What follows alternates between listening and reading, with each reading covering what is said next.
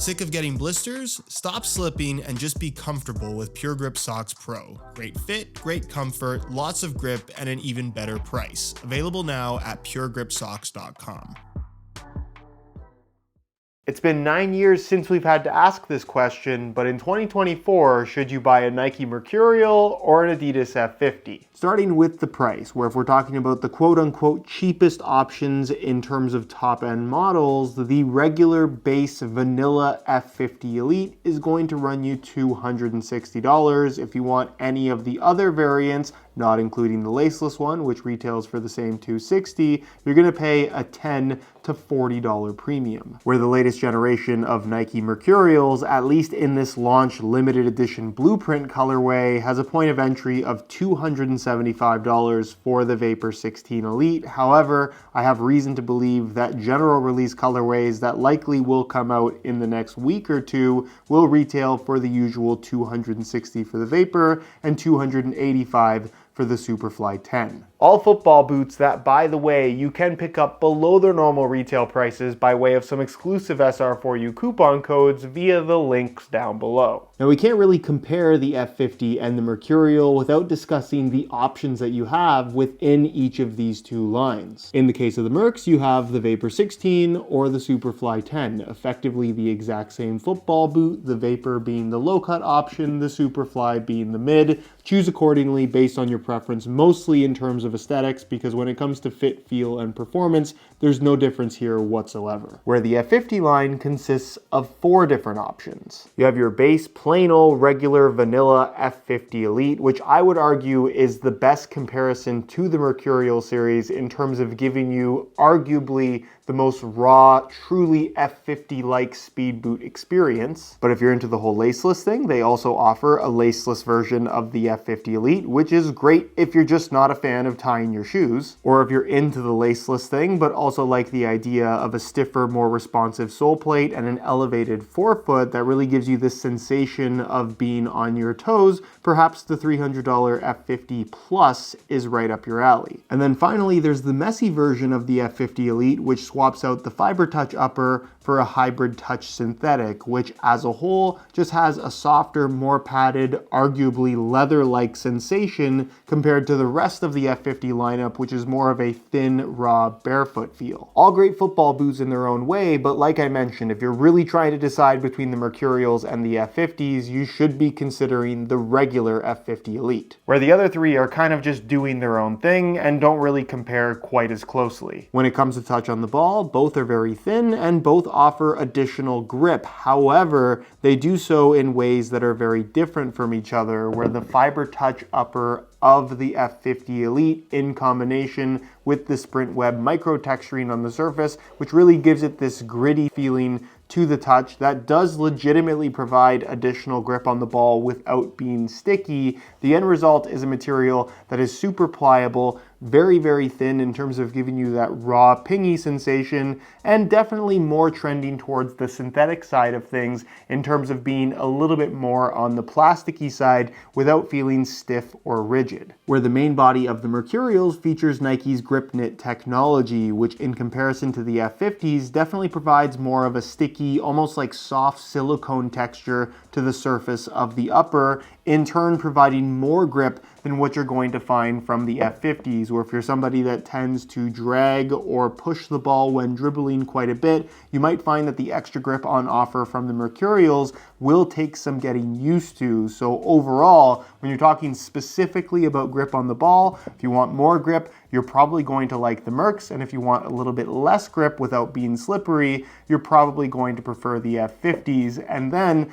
the actual upper itself being a knitted base where you have grip knit in the front, fly knit across the top, and atom knit along the sides and heel, you end up with a material that is equally as pliable as the Fiber Touch synthetic found on the F50s, but especially once broken in, one that does end up feeling a little bit more sock-like and arguably just softer against your foot. They're both super thin, no extra padding here. Certainly if you get stepped on with either of these boots, you're going to feel it and it's going to hurt. But realistically, the difference here is more of a plasticky raw sensation synthetic with kind of friction on the surface rather than a sticky grip, where this is more of a sock-like knitted feel, still super thin, but then more of a sticky finish on the surface. Both are excellent, just different. When it comes to sole plates and stud patterns, there's once again a major separation in terms of feel as well as performance characteristics, where the Sprint Frame 360 setup of the F50 Elite definitely trends towards being a little bit more traditional in terms of having a more flexible feel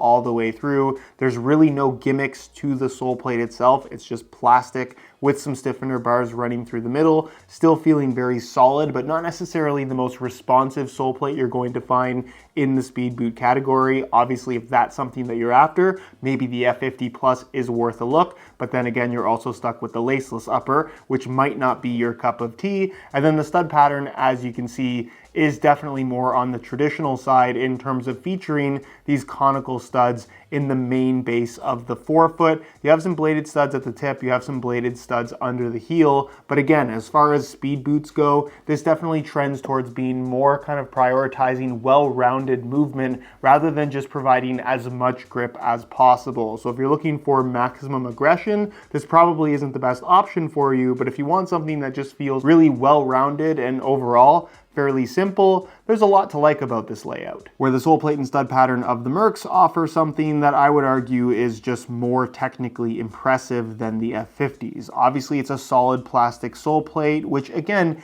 isn't super stiff through the forefoot. It overall has a more flexible feel than what we've seen from some past Mercurials, but still, as a whole, feels very responsive underfoot. Sitting on the underside of this sole plate is that 3/4 length zoom unit that of course Nike introduced in the previous generation of Mercurials, and honestly it provides tons of underfoot cushioning that you just won't find from any other football boot, speed boot or not, which is really impressive. And with this new sole plate design, the actual cushion itself feels more evenly distributed than the previous generation, again, making for great underfoot comfort that no other football boot really has on offer. And then as far as the stud pattern is concerned, again, it's a bit of a blast from the past from Nike in terms of reverting back to these chevron bladed studs. You have 4 of them right underneath the balls of your feet, 2 super aggressive blades at the tip of the toe, and then blades under the heel. So typical of a top-end Mercurial model. If you're looking for as much bite as possible and as much aggression in terms of how the studs dig into the ground, this is pretty much as good as it gets. And then there's the weight, where, like I said, Vapor 16 Elite versus F50 Elite is the most apples to apples comparison we can make between these two lines, and the scale, of course, does not lie. Both in the same size, 9.5 US. We'll start off with the Mercurials, and you can see that they weigh in at 6.7 ounces, the equivalent of 189 grams. Remember those numbers. We'll change the scale back to ounces, and we'll throw on the F50 Elites, and you can see that they weigh in at 6.6 ounces, the equivalent of 188 grams. That's a difference of 1 gram in favor of the F50s, but to say the least, when it comes to comparing these boots in terms of weight, there's really nothing in it. When it comes to fit, feel, and overall comfort, once again, there could not be a bigger difference between these two, where regardless of the technology that you might be intrigued by, if you do have the opportunity to try these on before making your decision, I would strongly urge you to go for the pair that fits and feels the best on your feet specifically, because I think when you have them on side by side, it's immediately noticeable how much tighter fitting the Mercurial is when compared to the F50. And that's not to say that these fit poorly or don't offer a tight overall fit. I think Adidas absolutely nailed the shape of these boots, but realistically, if we've compared Adidas and Nike speed boots for the last 10 years or so, the Nike ones have almost always been the tighter overall fit. In comparison, these new Mercurials are a little bit more narrow, they're a little bit lower in volume. Certainly the toe box isn't quite as spacious as what you're gonna find in the F50, and because of that one-piece enclosure that the Mercs have versus the slightly more traditional kind of compression fit construction of the F50 Elite, the F50s just end up having a slightly more relaxed feel, with both of these uppers being exceptionally pliable. I think the comfort through the heel is equal on both of them. They did a great great job of providing the perfect amount of padding while still offering great overall lockdown. Obviously, the feel underfoot of the sole plate is going to be a big difference as well. Much more normal and traditional with the F50s, where the zoom unit of the Mercurials is definitely a unique aspect of these boots, but not necessarily something that you need for the sake of having a great overall experience. In terms of width, if you've worn Mercs in the past, these new Mercs are still going to fit you, not that much different in terms of shape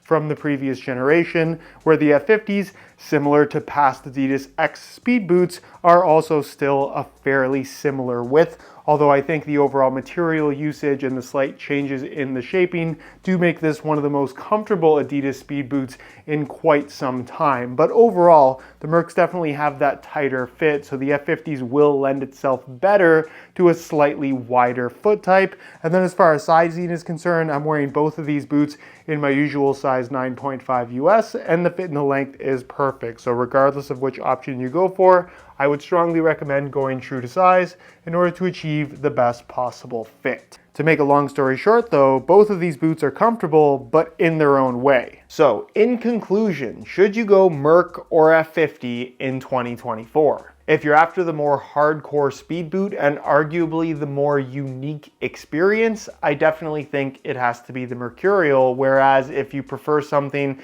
maybe a little bit more relaxed in terms of its fit and feel, but still top quality in terms of its overall performance characteristics as a pair of speed boots, I definitely think there's a lot to like about the F50 as well. It's kind of what these two lines have always been, where the Mercurial has always trended towards being very tech focused and the F50 really prioritized simplicity for the sake of super lightweight design. Given that these two boots are effectively the same weight though now, that definitely does detract from, I guess, the appeal of the F50, and that these definitely aren't as weightless as what we used to get in the early days of the F50 Adizero. But again, when it comes to picking between these two, I really think that personal preference should be the biggest considering factor, because they're both fantastic, just very different from each other. As far as which one I would pick, because I know you guys always ask, as much as I love the experience of the Mercurial, especially the extra grip on offer from the grip knit,